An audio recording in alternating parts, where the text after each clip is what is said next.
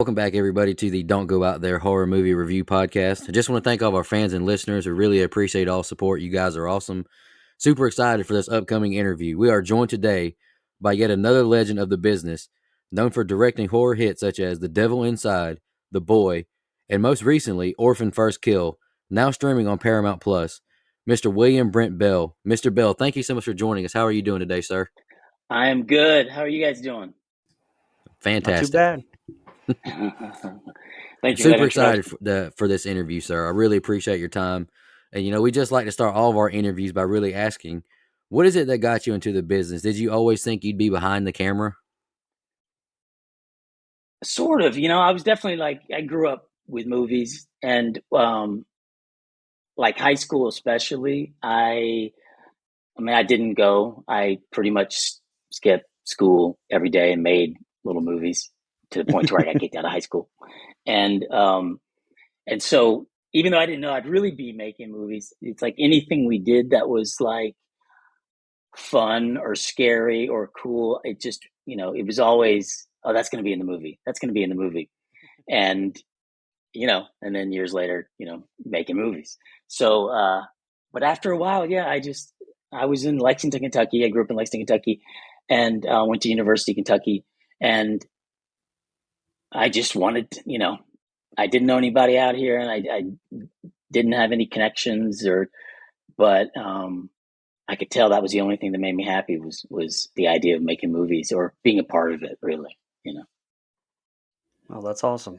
So, you're jumping right into it. Your first film was the comedy Sparkle and Charm with Paul Francis and the amazing Clint Howard. Can you talk a little bit about that movie and, kind of how it came to be? yeah. That was a kind of like a credit card movie. Really, it was our friends. We made it. We prepped it out of our house, and it's kind of a sad story just because we never really truly finished it. We shot the whole thing in Vegas on 35 millimeter, and yeah, it was I brought on Clint. We got Clint Howard. He wanted to do it, and then he brought his mother and father, who were Ron Howard's mother and father. Nice. They took me to their house. He's like, hey, maybe my dad would be cool in this movie, and I didn't know who he was at the time. And he was like, go meet my dad. And I went and met his dad, and I immediately, I don't know if you guys know who Ron Howard's dad is, but it's you'd recognize it instantly. He's in Psycho. Right. He's been a million things. Oh yeah, a million things. And I was like, oh fuck, I know this guy. He'd be amazing in the movie. And then he was like, his father was like, did you cast this one role, this old lady? And I was like, no, I haven't cast that yet. He goes, well, why don't you come to the house and meet my wife? And then to the house where they grew up and met his wife. And it was crazy because it was just sitting in their living room and very wow. Traditional old school family. And underneath their television were VHS tapes, and crammed in the middle of all of them was Backdraft, and Nice. But it was cool shooting that movie with those three people. It was just a bummer we never got to really finish it. It's what got me signed at ICM and kind of got a lot of things rolling, but never really got finished. Wow, yeah. Well, that's awesome. So The Devil Inside, it's become such a almost basically cult classic, and it's weird to use that term of the movie that's only 10 years old, but it has such a strong following. You wrote that one as well as directed it. Can you talk a little bit about that one? Yeah, we when we finished making Stay Alive in New Orleans, and then the next idea we had was Devil Inside, and so initially it was it was a $15 million big. It was a much more of a ensemble studio kind of horror film, and then it just kept stumbling, and so we talked. We had this one friend of ours who kept saying he wanted to finance the movie, and but he was like, we have to do it a different way, and we were we'd go and have a barbecue with him every week, and he was like, would you be interested in doing it, like Blair Witch style, more, with video cameras? And I was like, I don't know. And nobody had really done that. Cloverfield had been done, but nobody had done anything since Blair Witch quite like it. Right.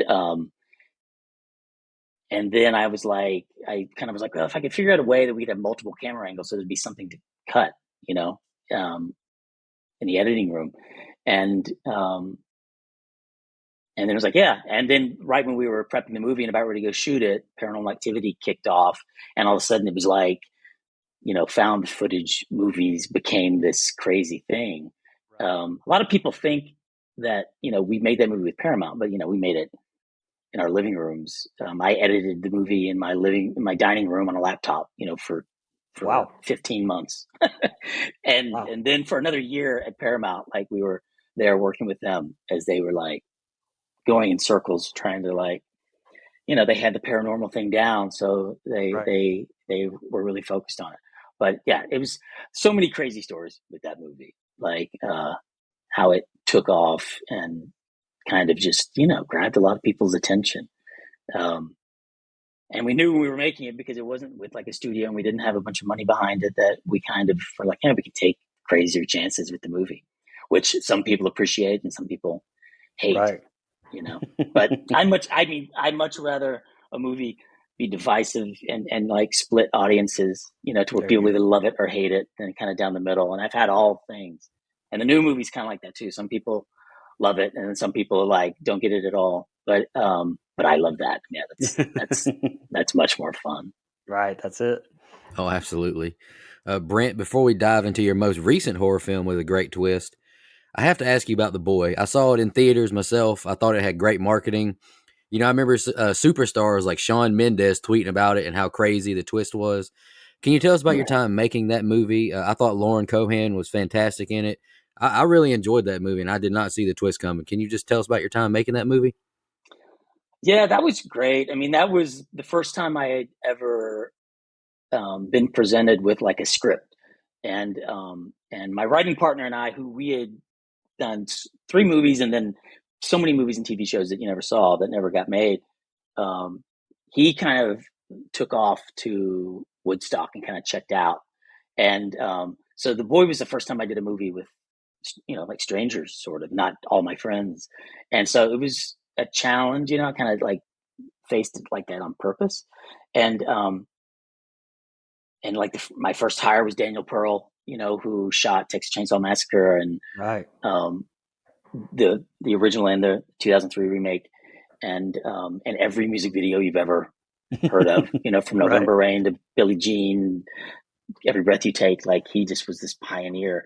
So it was just the kind of movie that, contained, and I felt like for the amount of money we had, it's like the script was so great. I mean, I remember reading the script and it was like watching the movie, for you guys maybe, where I was like 2/3 of the way through, I'm like, all right, where's this going? Because is this dog gonna start running around killing everybody? Like, is that what's happening?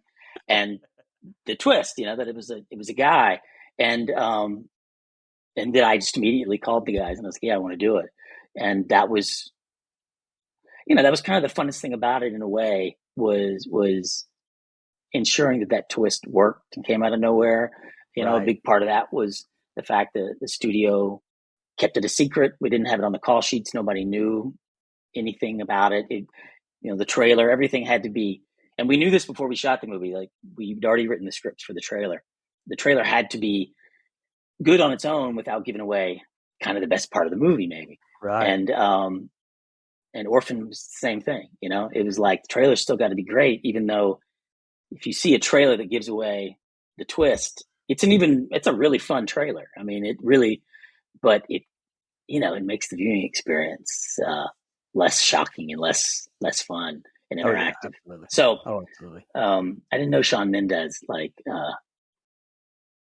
commented on The Boy, but it was great. I mean, it was just like an amazing experience all the way around, and pretty much, I don't have any complaints about like the way it turned out, which isn't normal, but it's just like, all right, yeah, that worked the way we wanted it to work, and it's kind of stood the test of time, sort of. It's a bit of a movie that kind of is a bit timeless. I agree.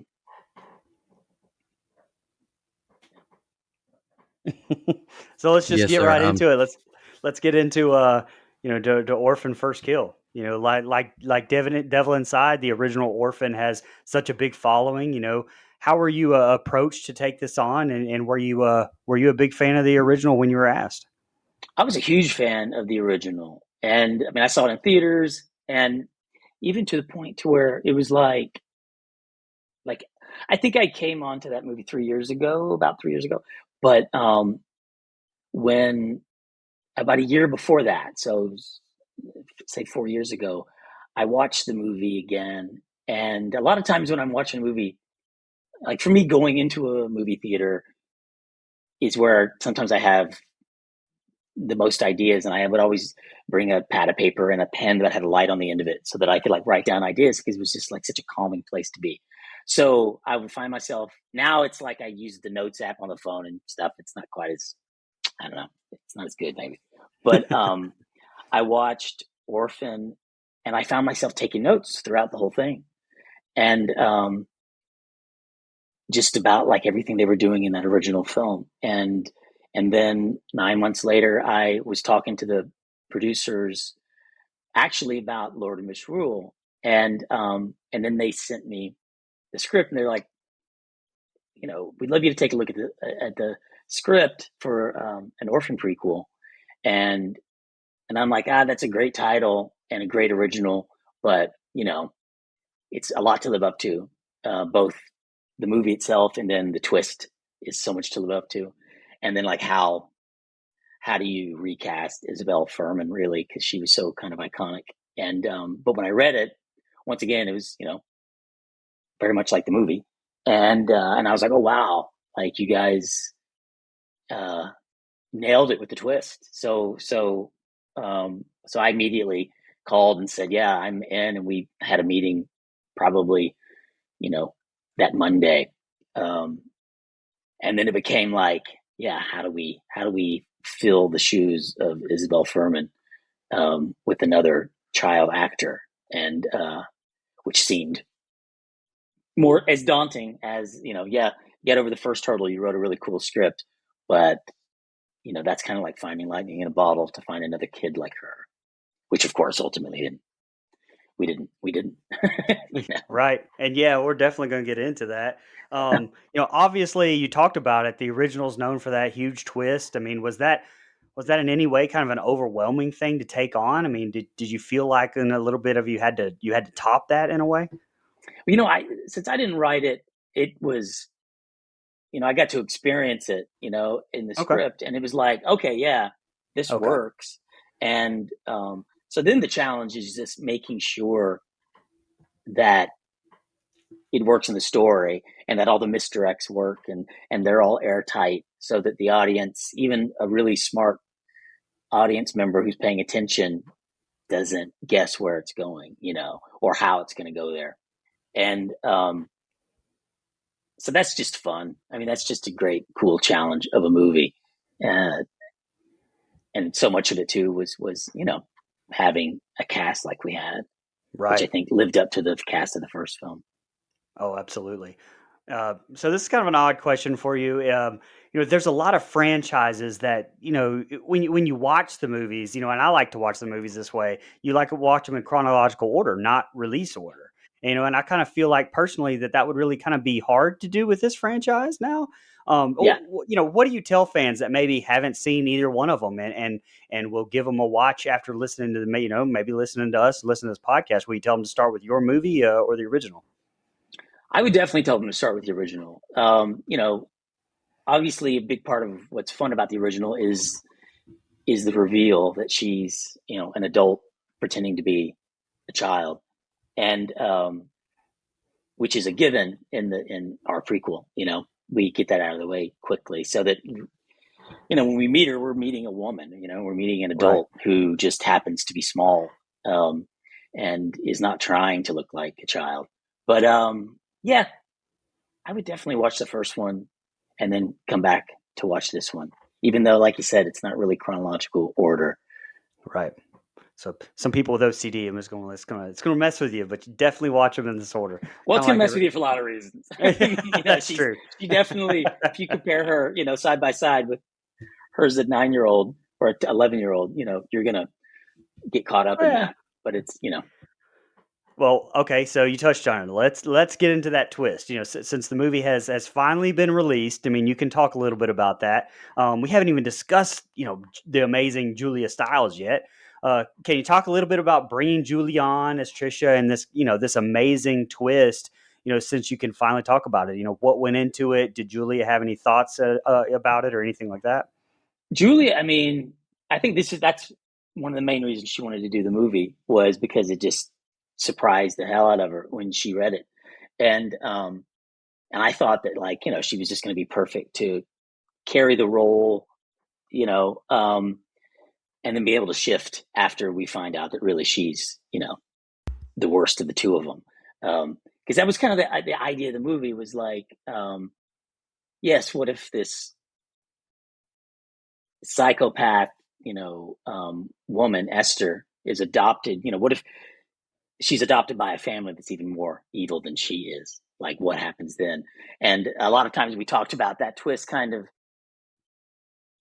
it kind of allowed Trisha, Julia's role, she kind of is teaching Esther how to be a better sociopath, over the course of the movie, giving her a lot of, and to where it's like, if you watch the movie, you can see that she's kind of stumbling through it a little bit. Esther, she's not quite as confident as she was in the original film.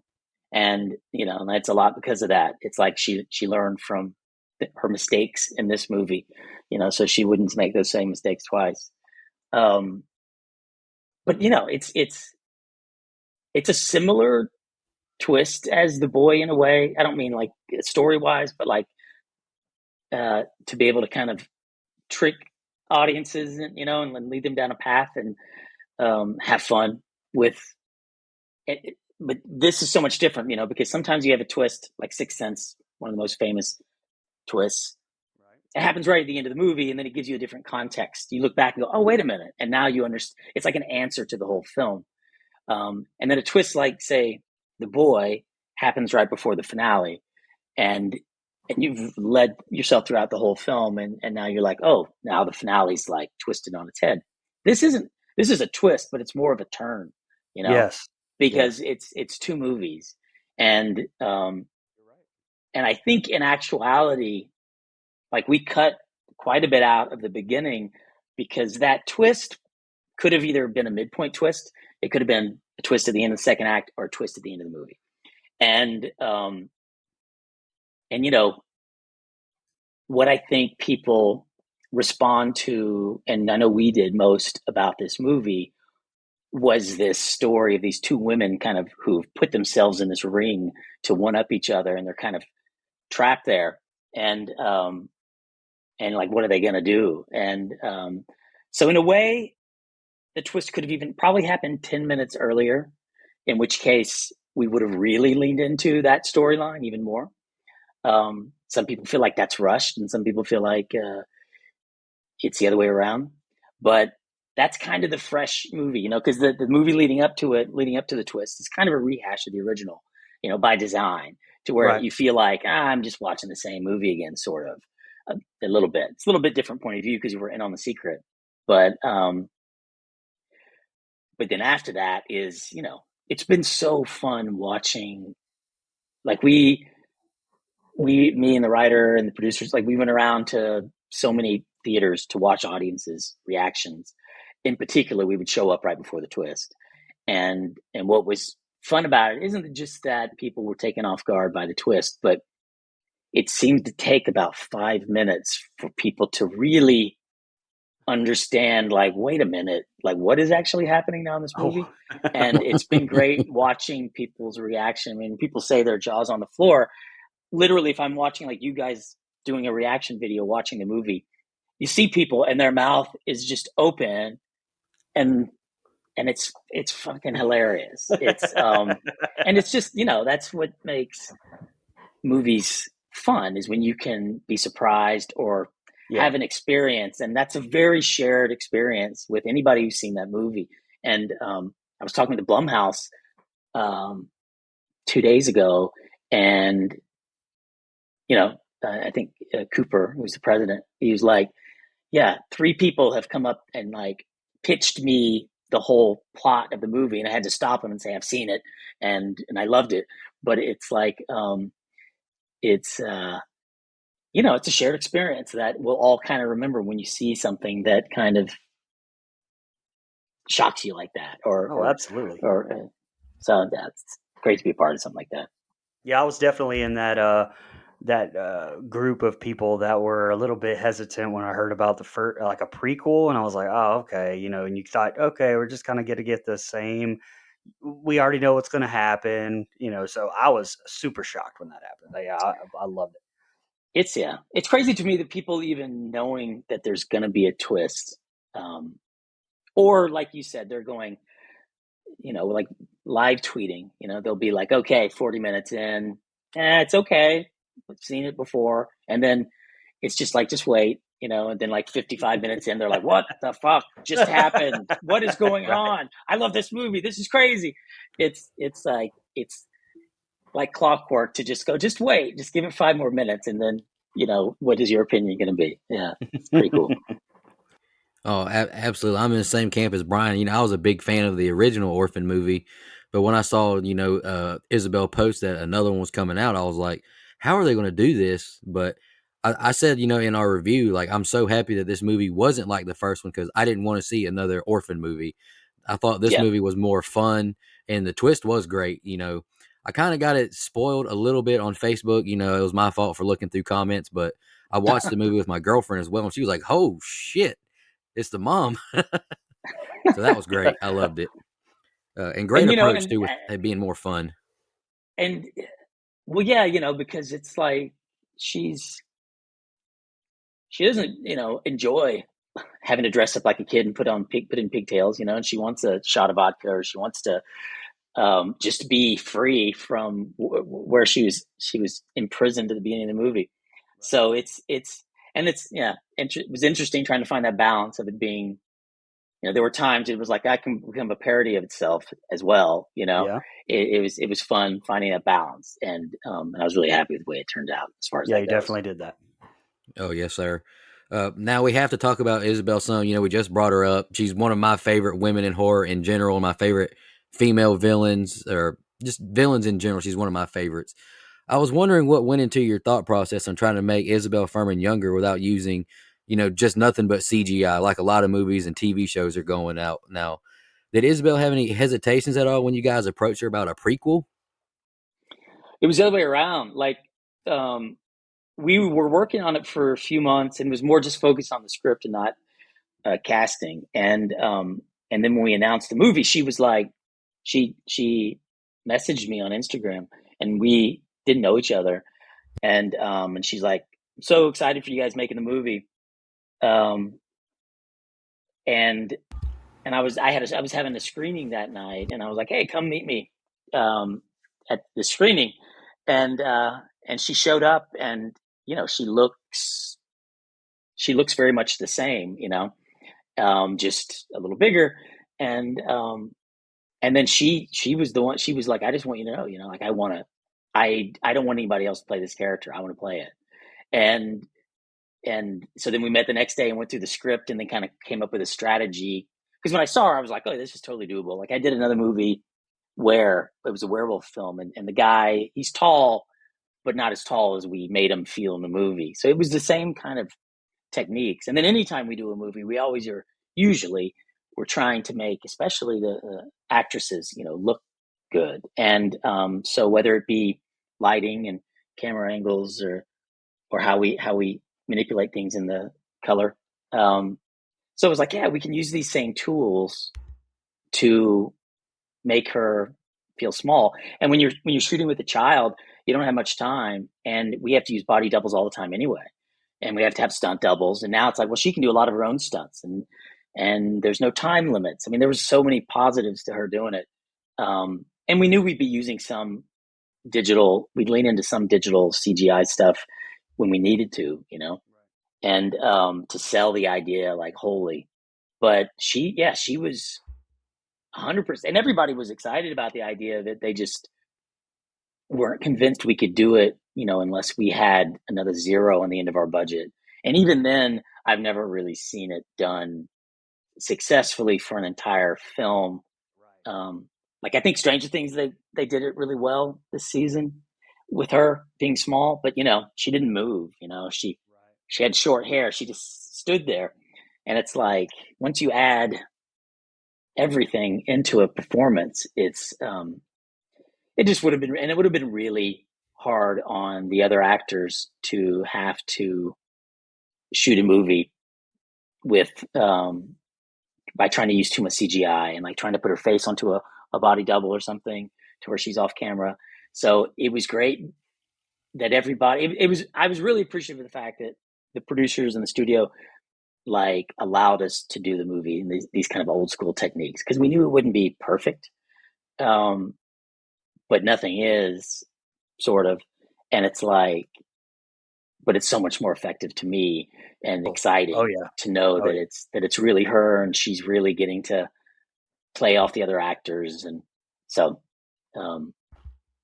it was something we were really, of course we were worried about, but by and large, even people, I mean, it's very easy to critique the movie and go, she doesn't look 11.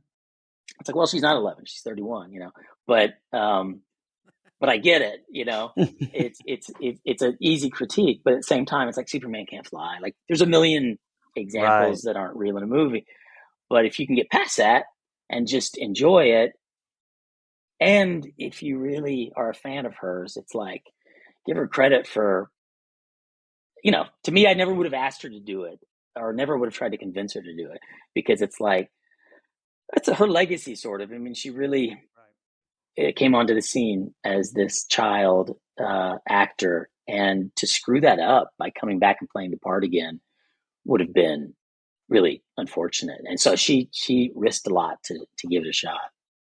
Well, everybody we spoke to has said nothing but just amazing things about how you pulled that off and how good she looked, and how, I mean, nobody that I know of was talking about, an uncanny valley that you would get, or anything like that. I mean, it was nothing but praise. So I think you definitely pulled that off.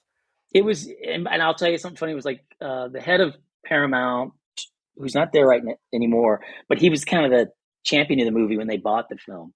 And first time I talked to him about it, he was like, because he was Warner Brothers initially, or 15 years ago, and it took him a long time to get the rights to be able to make this movie. And he was like, yeah, I was like, why in the world are we getting an opportunity to buy Orphan? Like, why didn't Warner Brothers make it? And he was like, and then I was like, yeah, of course they didn't make it because she's an adult now. So they were like, yeah, you can't make that movie. And he was like, and you guys made it with her. And he was like, that was, like those people are kicking themselves, like it's, and it didn't even cross our mind necessarily at first. It just was, I just kept kicking it down the road, kind of going, yeah, let's get the script in shape first and then deal with like how we're going to approach her. Before we move on to, how the shoot went, I just have to say, I saw some like behind the scenes photos of like where the other actors and actresses had these giant boots on so they'd look taller than Isabel. I thought that was incredible. And I just have to say that I'm so happy you guys did get Isabel to come back on, to be Esther one more time. Because she's kind of like Robert Englund as Freddy Krueger. Like, I don't think anybody could have filled her shoes. And I don't think I would have liked the movie as much, just being honest, because she is Esther. I'm sure that makes, sense to everybody because that's her role. And I'm glad that she loved that role so much. She wanted to come back. I mean, she Instagram DM'd you. So, I mean, I'm just glad that she loves that role and doesn't like, because, a lot of actors, actresses, they don't really care about some of their earlier work, but I'm just happy that she loves that role. And it means a lot to me because I like that movie a lot. Yeah. I mean, if she would have been on set, and I would have expected at any point, like, and kind of second guessed herself or doubted, like, what am I doing?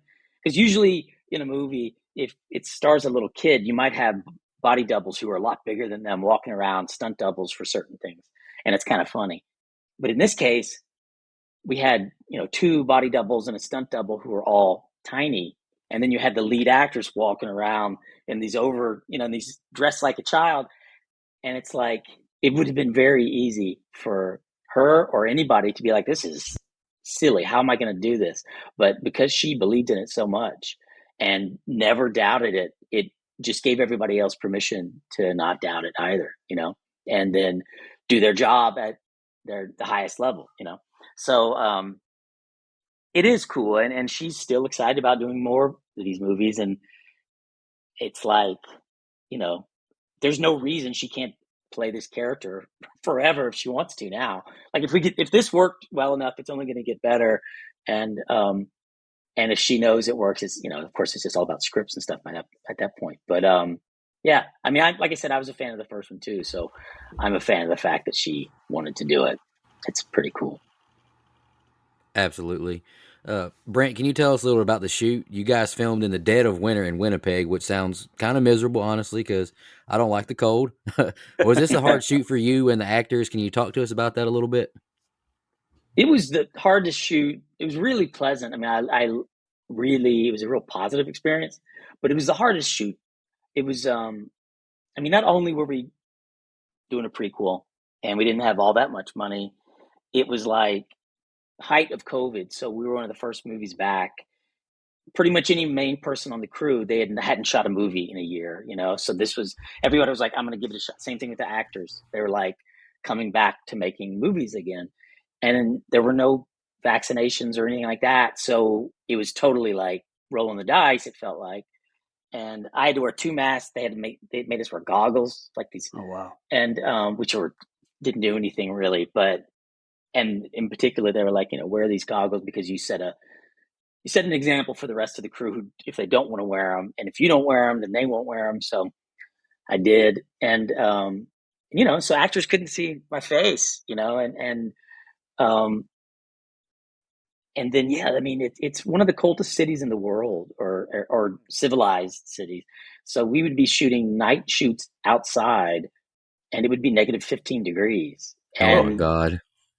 that's not like, there's nothing, you can't run from that. It is No. so cold that and the masks actually were kind of good because your breath kept you warmer. And, but at the end of the day, it was super fun. I mean, and if you see any behind the scenes stuff, you see like kind of how much fun it was. And really that once again came down to her. And then just there wasn't a shot. There was, there were a couple scenes that were normal. I mean like 2, or something.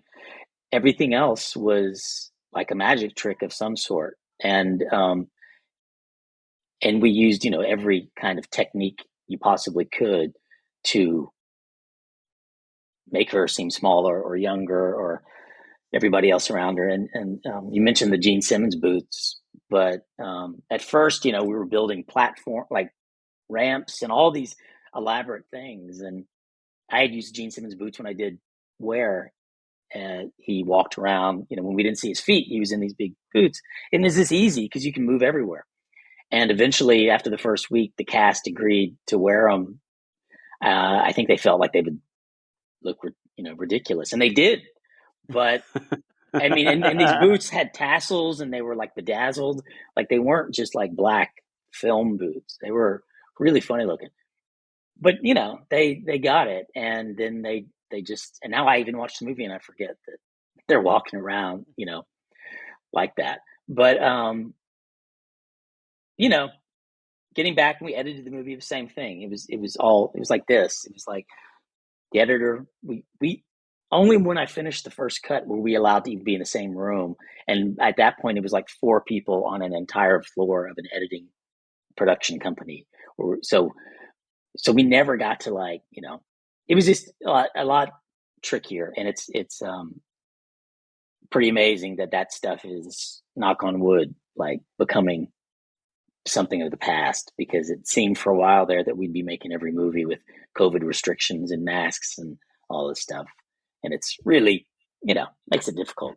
It's tricky. Oh, I can imagine. Brent, we're about to let you go, but before you do, what is coming up for William Brent Bell? You just delivered your new film, Lord of Misrule. Obviously, you can't say too much about that, but the amazing Ralph Ineson is in it. Can you talk a little about that and anything else you have on the horizon? Maybe want to shout out social media or anything? Yeah, I mean, social media, I'm on Twitter and Instagram. My name, I think. But Lord of Misrule, we shot that like right when I finished Esther or Orphan First Kill. It was called Esther originally. Really? I I went didn't to know that. London. Yeah, Kind of like yeah. that, When we shot honestly. it, it's like my hat says Oh, nice. Esther crew, I'll send you Okay. my address. You can and send me one. yeah, This do it. guy. No, I'll send you one. I'll send you both one. Sweet. Hey, make that Yeah, happen, Brian. yeah. It's this, and these were like my gifts to the crew. Like when we shot the movie. So on the last day on wrap, they handed these out to everybody, and then went to London to shoot a movie, which was kind of like a dream come true.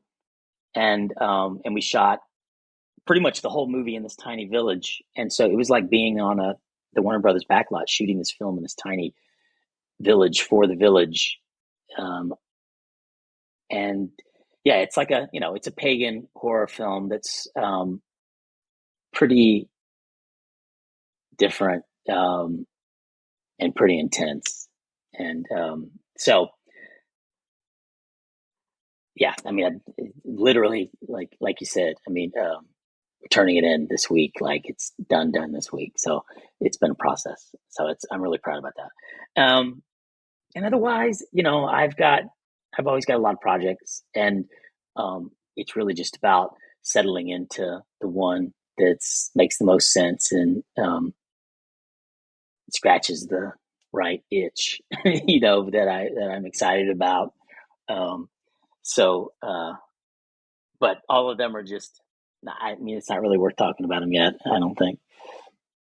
Well, we'll Okay, just well, have we'll you have come you back back on on. whenever you're ready to talk about them. Exactly. Yeah, there you go. Exactly. Yeah. Brent, I just want to say thank you so much for joining us again. Orphan First Kill is streaming now on Paramount Plus. In fact, Paramount has their new Peak Screaming collection for Halloween, which is also kind of cool. So go check that out. You got any final thoughts, Brent? We really appreciate your time. No, I just, I appreciate how much you guys love the horror space and the genre space. And it's such a fan driven genre. And I'm just happy that this movie, Orphan First Kill, I mean, it's like it had a lot of pressure to live up to a lot of things. Mm-hmm. And it's a great relief, and just everybody's really happy that the audiences and the fans especially, of the original, responded to it, in the right way, because it was like super fun to make. So it's been great seeing that it's been super fun for people to watch.